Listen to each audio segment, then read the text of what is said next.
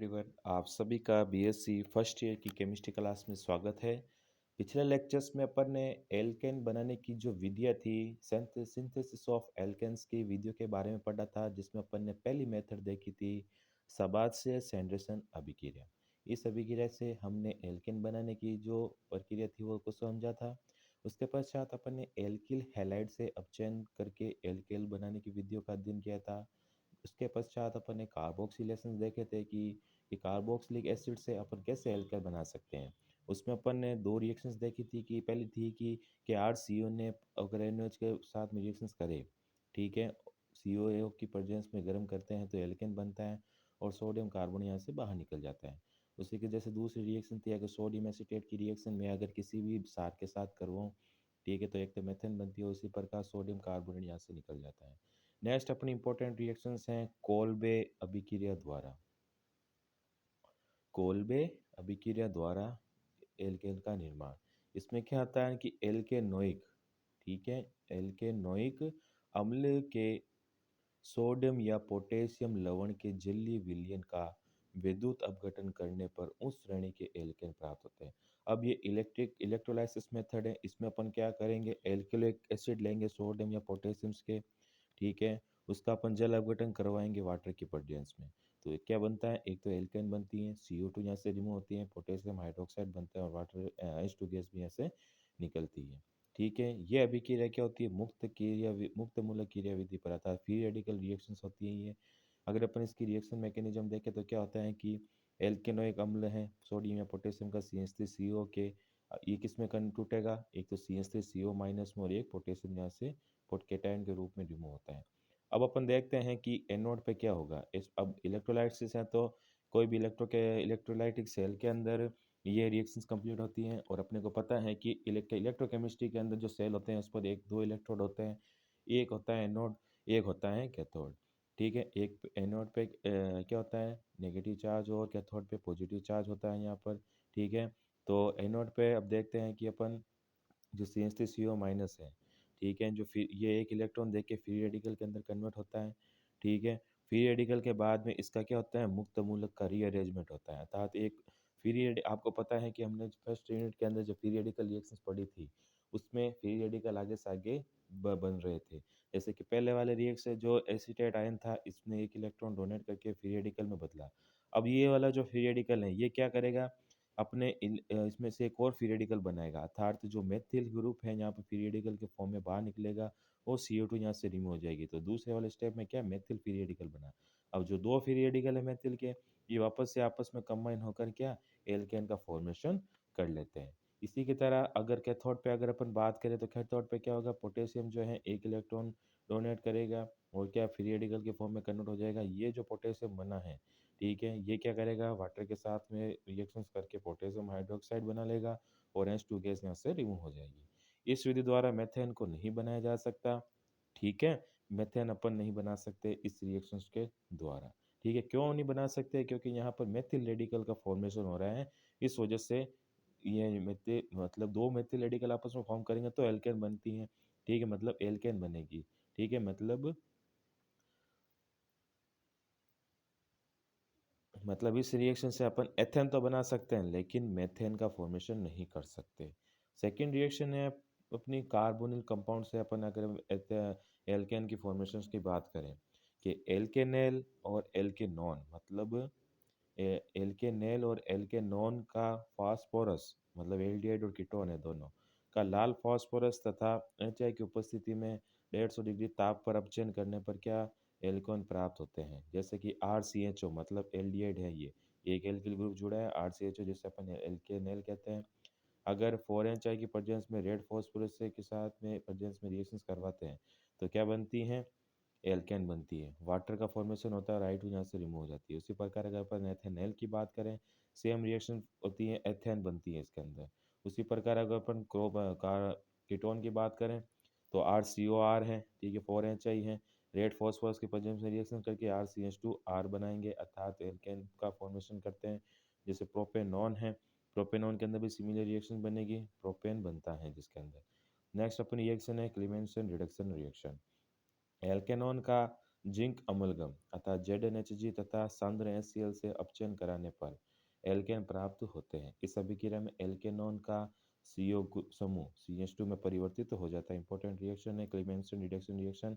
इसके अंदर किसका रिडक्शन होता है? कार्बोनिल जो ग्रुप होता है, जैसे एल्केनॉन कार्बोनिल ग्रुप है, ठीक है, इसका CO ग्रुप है वो किस में CH2 के अंदर कन्वर्ट हो जाएगा। अगर अपन इस रिएक्शंस की बात करें तो देखिए कि RCOR है, अपचयन करवाते हैं अमलगम के प्रेजेंस में, तो RCH2 R में कन्वर्ट हो जाता है और एक H2O बनता है। जैसे प्रोपेन है, प्रोपेनॉन के अंदर भी सिमिलर रिएक्शंस प्रोसीड होती हैं। नेक्स्ट है अपनी गिरनाट अभिकर्मक के साथ में अभिक्रिया कि जब गिरनाट अभिकर्मक की अभिक्रिया अपन ऐसे यौगिक से कराई जाती है जिनमें क्या हो, क्रियाशील हाइड्रोजन हो। जैसे कि क्रियाशील हाइड्रोजन के उदाहरण लें तो अपन क्या, जल है, अम्ल है, एल्कोहल है, थायोल है, एमीन है। इनके अंदर क्या क्रियाशील हाइड्रोजन होती है, मतलब इनसे हाइड्रोजन निकलेगी और अभिक्रिया में पार्ट लेती है। जैसे RMgX है किसका, गिरनाट अभिकर्मक का फॉर्मूला। एक्स यहाँ पर कुछ भी हो सकता है FCl Bri में से, ठीक है। HOS से अगर मतलब वाटर के साथ में रिएक्शंस करवाते हैं तो क्या होता है कि जो X है यहाँ पर, ठीक है, और H2O है, यहाँ पर जो ये एल्किल ग्रुप है ये वाटर के एक हाइड्रोजन को लेकर एल्केन का फॉर्मेशन कर लेगा, और पीछे जो X बचा MgX जो है इस OH ग्रुप को लेकर अलग हो जाता है, ठीक है। जैसे कि अगर RX प्लस Mg की रिएक्शंस करवाएं इथर की प्रेजेंस में तो क्या बनता है, एल्किल मैग्नीशियम हैलाइड बनता है। उसी के अगर अदर एप्लीकेशन अगर जैसे जैसे CH3MgI है प्लस HOH है तो एक तो बनता है CH4 कैसे, जैसे जो एक CH3 है यहाँ से ये क्या करेगा, वाटर की एक ऑक्सीजन को लेकर एल्केन का फॉर्मेशन कर लेता है, पीछे MgI है ये OH को लेकर के अलग हो जाता है। उसी प्रकार अगर अपन CH3MgI की NH3 से मैं रिएक्शंस करवाऊँ, NH3 से रिएक्शंस करवे तो क्या होगा, ये जो एक हाइड्रोजन है ये CH3 को साथ में रिएक्ट कर लेगा, ठीक है, और एक CH4 बना लेगा, ठीक है, और दूसरा वाला जो MgI बचा पीछे वाला ये NH2 के साथ में कंबाइन होकर के यहाँ से रिमूव हो जाता है, ठीक है। नेक्स्ट अपन जैसे रिएक्शन देखते हैं CH3MgI प्लस C2H5OH, ठीक है, मतलब एथेनॉल के साथ में अगर अपन गिरनाट अभिकर्मक की रिएक्शंस करवाते हैं तो क्या होता है, देखिए एथेनॉल के अंदर क्या होता है, जो एथॉक्साइड आयन है, ठीक है, ये क्या करता है कि इसको Mg के साथ में कंबाइन कर लेगा और पीछे CH3 इस हाइड्रोजन को लेकर के एल्केन का फॉर्मेशन कर लेती है। नेक्स्ट अपनी रिएक्शन है वोटर संश्लेषण अभिक्रिया कि जब शुष्क ईथर की उपस्थिति में एल्किल हैलाइड को सोडियम धातु के साथ में गर्म किया जाता है तो क्या बनते हैं, उच्चतर एल्केन बनते हैं, ठीक है। शुष्क ईथर की उपस्थिति में एल्किल हैलाइड को सोडियम धातु के साथ में गर्म करते हैं तो उच्चतर एल्केन बनते हैं। जैसे कि अपन देखते हैं कि RX है 2Na है, ठीक है, RX की रिएक्शन सोडियम धातु की प्रेजेंस में XR से करवाएं, ठीक है, तो ईथर की प्रेजेंस में क्या होगा कि एक तो एल्केन बनते हैं समान द अनुक्रमक अणुभार के, और 2NH यहाँ से रिमूव हो जाता है, जैसे कि मेथिल ब्रोमाइड दे रखा है, ठीक है। सोडियम धातु की के साथ में इसकी रिएक्शन अगर मैं BrCH3 की प्रेजेंस में करवाऊँ, ठीक है, तो क्या बनता है, एथेन बनेगा और 2NaBr यहाँ से रिमूव हो जाता है, ठीक है। उसी प्रकार एथिल क्लोराइड की रिएक्शन दे रखी है जिससे कि N ब्यूटेन बनते हैं। नेक्स्ट अपन देखते हैं इसके भौतिक गुण, एल्केन के फिजिकल प्रॉपर्टीज क्या क्या होती हैं कि एल्केल श्रेणी के प्रथम 4 सदस्य, मतलब फर्स्ट 4 कौन कौन से, मेथेन, एथेन, प्रोपेन और ब्यूटेन, क्या हैं, गैसें हैं, ध्यान रखना। इसके आगे 13 सदस्य मतलब कार्बन 5 से लेकर के कार्बन 17 तक क्या है, रंगहीन द्रव है, कलरलेस लिक्विड है, और 18 या अधिक कार्बन वाले उच्चतर एल्केन क्या है, ठोस है, मतलब C1 से लेकर C4 तो हो गए क्या, गैसेस, ठीक है, और C5 से लेकर के C17 तक हो गए लिक्विड, ठीक है, और C18 और उससे जो आगे वाले हैं वो क्या है, सॉलिड है, ध्यान रखना, ठीक है। पहले फिजिकल प्रॉपर्टी तो ये हुई। सेकंड है कि एल्केन क्या होते हैं, अध्रुवीय प्रकृति के होते हैं, मतलब इसके अंदर वाटर की तरह दो पोल नहीं होते, पॉजिटिव नेगेटिव नहीं होते, अतः ये अध्रुवीय विलायक जैसे कि CCl4 बेंजीन के अंदर विलयशील होते हैं। एल्केल का क्वथनांक आणविक भार बढ़ने के साथ साथ बढ़ता है, जैसे जैसे इसका क्वथनांक है वो किसके आणविक, जैसे जैसे इसका मोलिकुलर वेट बढ़ता है वैसे इसका इसका बॉइलिंग पॉइंट भी इंक्रीज होता है। क्यों? क्योंकि आणविक भार में वृद्धि से अणुओं का आकार क्या बढ़ेगा, अब आणविक आकार बढ़ेगा तो उनके बीच में क्या होगा, आकर्षण बल में वृद्धि होगी, आकर्षण बल में वृद्धि होगी तो द्रव को गैस में प्रावस्था में परिवर्तित करने के लिए क्या अधिक ऊर्जा की रिक्वायरमेंट होती है। मतलब जैसे जैसे हम आणविक बोले कि एटॉमिक वेट बढ़ता है तो क्या होता है कि उसके बीच में बॉन्डिंग ज़्यादा होगी। अब बॉन्डिंग ज़्यादा है तो उनको ब्रेक करने के लिए अपने को क्या ज़्यादा एनर्जी देनी पड़ेगी। इस वजह से उसका क्या बॉइलिंग पॉइंट भी बढ़ता है। इसी प्रकार समावयवी एल्केनों में सीधी श्रृंखला वाले यौगिकों का क्वथनांक साकित यौगिकों से अधिक होता है। ठीक है, जैसे कि सीधी श्रृंखला वाले यौगिकों का क्वथनांक साकित यौगिकों से अधिक होता है। जो ब्रांचिंग होगी जिसके अंदर, ठीक है, जैसे कि समावी में एल्केन में सीधी श्रृंखला वाले यौगिकों का क्वथनांक साकित से अधिक है। जैसे कि एग्जांपल ले अपन, एक तो दे रखा है एन ब्यूटेन का, एक दे रखा है आइसोब्यूटेन का। अब सीधी श्रृंखला वाला अगर अपन ब्यूटेन के बॉइलिंग पॉइंट की बात करें तो क्या होता है 0 डिग्री सेंटीग्रेड। वहीं अगर अपन आइसोब्यूटेन की बात करें तो कितना है -12।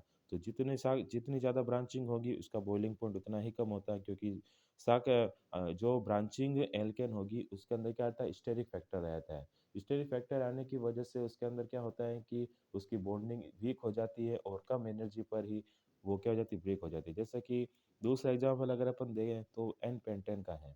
एन पेंटेन का अगर अपन बॉइलिंग पॉइंट की बात करें तो कितना है 36 डिग्री सेंटीग्रेड। और वाइसोपेंटेन का कितना दे रखा है, ब्रांचिंग है तो 28 डिग्री सेंटीग्रेड। उसी प्रकार अगर अपन नियोपेंटेन की बात करें तो कितना दे रखा है 9.5 डिग्री सेंटीग्रेड इसका क्या होता है बॉइलिंग पॉइंट होता है। नेक्स्ट है कि अतः एल्केनों में श्रृंखला वृद्धि के साथ साथ क्वथनांक में कमी होती जाती है, क्योंकि श्रृंखला वृद्धि से अणु का सतही क्षेत्रफल क्या होता है घट जाता है। ठीक है, एल्केनों में श्रृंखला वृद्धि के साथ साथ क्या होता है क्वथनांक में कमी होती रहती है। ठीक है, क्योंकि सतही क्षेत्रफल घट जाता है जिससे कि अंतरा आणविक बल कम हो जाते हैं। अतः द्रव को गैस में परिवर्तित करने के लिए कम ऊर्जा की आवश्यकता होती है। ठीक है, इसका रीजन ये है। एल्केन के आणविक भार में वृद्धि के साथ साथ गलनांक में भी क्या होती है वृद्धि होती जाती है। ठीक है, जैसे जैसे आणविक भार में वृद्धि होगी उसके गलनांक के मान में भी क्या होती जाती है वृद्धि होती जाती है। नेक्स्ट अपना है केमिकल प्रॉपर्टीज, जिसको हम अपने अगले लेक्चर्स के अंदर कंटिन्यू करेंगे। Thank you so much.